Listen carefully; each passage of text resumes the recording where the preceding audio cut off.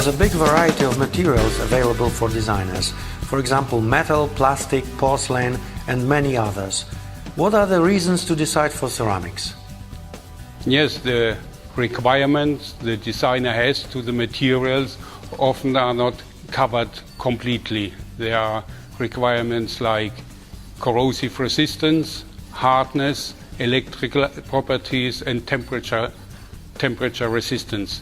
And as long as the designer wants to have better conditions in this way, he has to change the material, and so he comes to the ceramics.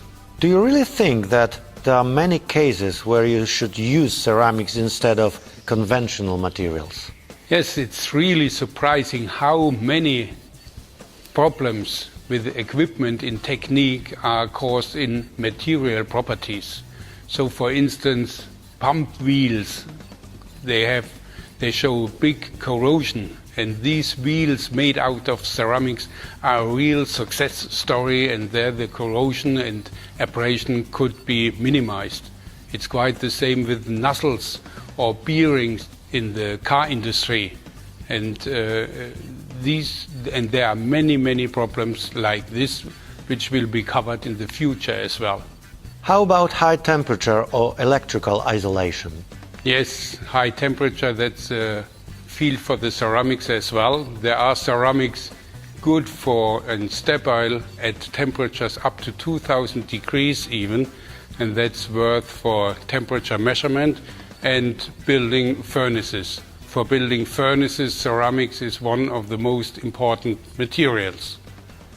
High pressure feed-throughs are used in offshore applications, down sea or even down hole, for measurement equipment and for other electrical equipment. So pumps are installed on the belt of the sea, and for driving those pumps there is an absolute necessity for these feed-throughs made out of ceramics. Without the ceramics, this technology would not work like it is. People tend to think that ceramic is brittle.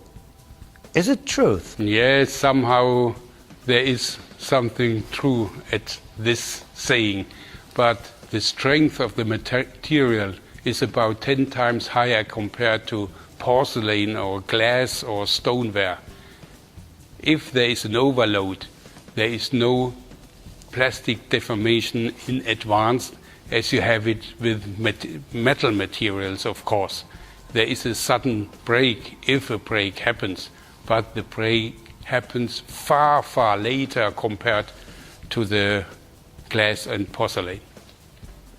How do you proceed when I, for example, have a wear problem and the metal part is destroyed by corrosion or abrasion?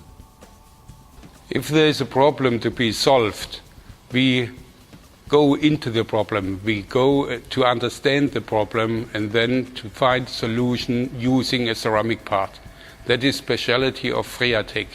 Many customers we deliver since decades parts which are developed together with them.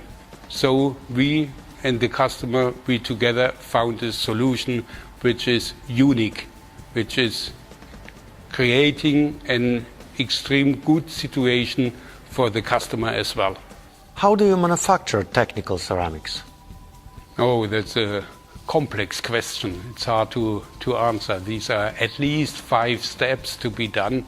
We have a good milled powder for special trend size, added binder, spray dried, and then this granulate is pressed to a body which has properties close to chalk. And this can be green machined and then sintered at temperature of 1800 degrees. And while this sintering, we have a densifying and a shrinkage of something 50% in volume. This has to be calculated in advance. After the sintering process, the material has hardness and properties close to diamond, and so each machining is a very long-lasting and a hard process, and this machining is only done if the dimensions or the surface cannot be achieved by the sintering process as itself. This is the aim, to do the part close to the end shape while sintering process. What do you think is the future for technical ceramics? I think there will come much more applications for the technical ceramics in the future. Till now, the ceramics is not so well known by each designer and constructor, and if the knowledge about the ceramics is spread wider, much more people will have the idea and will have the possibility to use the technical ceramics for improvement of their products. And so we have some surprise in future, I'm sure about.